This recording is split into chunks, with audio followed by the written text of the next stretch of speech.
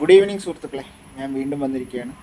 ഞാൻ ഇന്ന് അതിരാവിലെ ഫ്രാൻസ് സ്പെയിൻ സെമിയെക്കുറിച്ച് ഒരു വീഡിയോ ചെയ്തിരുന്നു, ഒരു ചെറിയൊരു അനാലിസിസ് വീഡിയോ ചെയ്തിരുന്നു. ആ വീഡിയോയിൽ ഞാൻ പറഞ്ഞിരുന്നു നമ്മൾ യമാലിനെ കുറിച്ച് സംസാരിക്കുമെന്ന്. ഇനി വെറും 17 വയസ്സ് തികയാൻ വെറും 3 ദിവസം മാത്രമേ പുള്ളിക്കാരന് ബാക്കിയുള്ളൂ. പുള്ളിക്കാരനല്ല, ആ ചെക്കന് ബാക്കിയുള്ളൂ. അങ്ങനെ പറയുന്നതായിരിക്കും ശരി. What A player.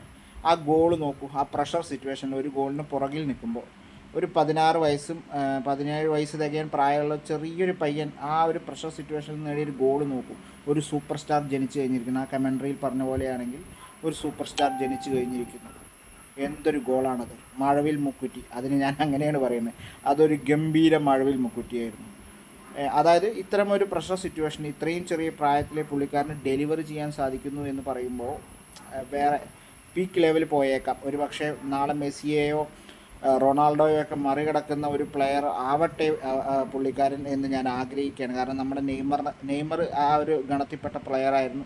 നെയ്മർ ഇവരെല്ലാം മറികടക്കേണ്ടതായിരുന്നു. പക്ഷെ നിർഭാഗ്യവശാൽ പരിക്കിൻ്റെ രൂപത്തിൽ പുള്ളിക്കാരനെ വില്ലൻ പരിക്കിൻ്റെ രൂപത്തിലാണ് നെയ്മറിനെ പിന്തുടർന്നത്. അതുപോലെ ഒരു പരിക്കുള്ള എപ്പോഴും പരിക്ക് പറ്റുന്ന ഒരു പ്ലെയറായി മാറാതിരിക്കട്ടെ യമാൽ. അതാണ് അതിനേക്കുള്ള ഒരേ ഒരു തടസ്സം.